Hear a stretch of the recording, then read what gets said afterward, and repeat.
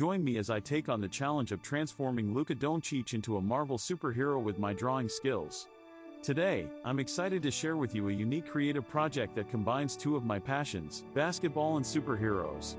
I've always been fascinated by the idea of taking a real-life athlete and imagining them as a superhero, and what better candidate than Luka Doncic, the NBA sensation who's been dominating the court with his incredible skills.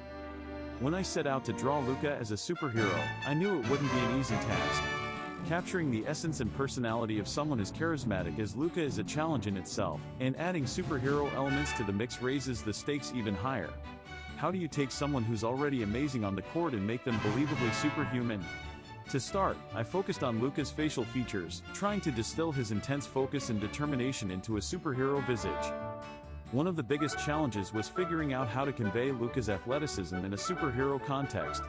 I wanted to make sure that my drawing still felt like Luka, even when he's wearing a superhero costume and flying through the air. I experimented with different body types, trying to balance his real-life physique with the more exaggerated proportions you'd expect from a superhero. Another key aspect was incorporating elements of Luka's basketball skills into his superhero abilities. I wanted to create a sense of continuity between his athletic prowess and his superpowers, so that it felt like a natural extension of his abilities on the court. This meant thinking creatively about how his quick reflexes, sharp instincts, and incredible court vision could be translated into superhero feats. Let's dive into the step-by-step process of bringing Luka Doncic to life as a Marvel superhero. I started by roughing out the basic shape of my drawing, getting a sense of the overall composition and layout. From there, I began adding in the details, starting with Luka's face and working my way down to his superhero costume. One of the most fun parts of the process was designing Luka's superhero suit. I wanted it to reflect his passion for basketball, while also incorporating elements that would make him a formidable superhero. I experimented with different color schemes and logos, trying to find a look that felt both true to Luka's persona and iconic in its own right. As I continued to add more details to the drawing, I found myself getting more and more excited about the way Luka's superhero was coming together. I added in dynamic poses, superhero-esque background elements, and even a few nods to his basketball career, just to tie everything together. Finally, after hours of work, my drawing of Luka Doncic as a Marvel superhero is complete.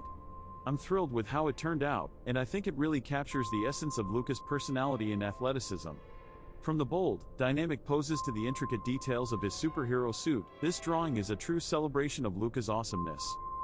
Looking back on the drawing process, I'm reminded of just how much fun it was to bring Luka Doncic to life as a superhero.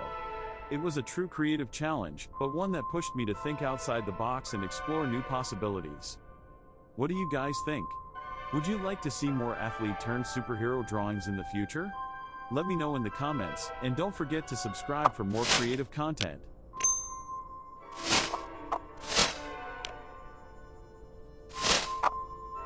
Today, I'm taking on the challenge of drawing Anthony Davis as a genie on my phone, and I promise it'll be hilarious.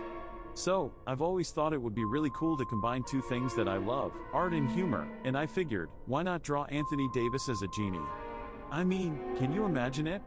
The guy's already dominant on the court, but add a magic lamp and a few wispy clouds to his hair, and we've got a whole new level of awesome. Capturing Anthony Davis's likeness while incorporating genie elements is definitely a challenge. I mean, his face is pretty distinctive, but how do you make it genie-like without losing the essence of who he is? I've been thinking about this for a while, and I've got a few ideas. First, I need to get the facial structure right, those sharp cheekbones, that strong jawline.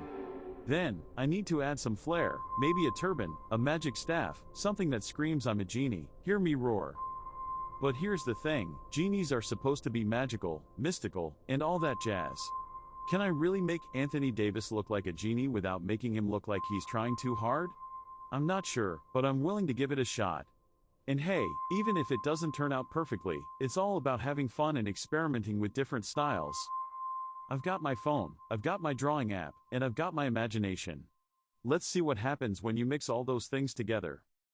Okay, so I started with a rough sketch of Anthony Davis's face, just to get the proportions right. Then, I added some genie-like features, a pointy nose, a few wispy hairs sticking out of his head, that kind of thing. But I didn't want it to be too over the top, so I tried to balance it out with some more subtle details, like the shape of his eyes or the curve of his eyebrows. As I started to add more details, I realized that the genie elements were really starting to take over. I mean, Anthony Davis's face was still recognizable, but it was almost like he was wearing a genie costume or something. Which, I guess, is kind of the point. But still, I wanted to make sure that the essence of who he is as a person still came through.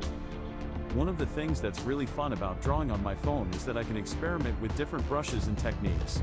So, I tried using a watercolor brush to get that soft, genie-like glow, and it totally worked. I mean, Anthony Davis as a genie is already kind of surreal, but adding that watercolor effect just takes it to a whole new level. Alright, so after a few hours of tweaking and experimenting, I finally finished the drawing. And let me tell you, it's interesting.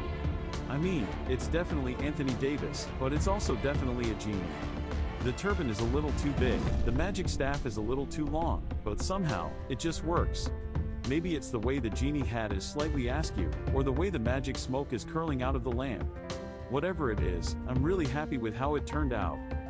So, that was my experience drawing Anthony Davis as a genie on my phone. It was a lot of fun, and I learned a lot along the way. I hope you guys enjoyed it too, and if you did, be sure to let me know in the comments what your favorite part of the drawing was. Also, if you've got any suggestions for what I should draw next, I'd love to hear those too. And if you haven't already, be sure to check out my other videos, I've got some really cool things coming up in the future. Thanks for watching, and I'll catch you all in the next one.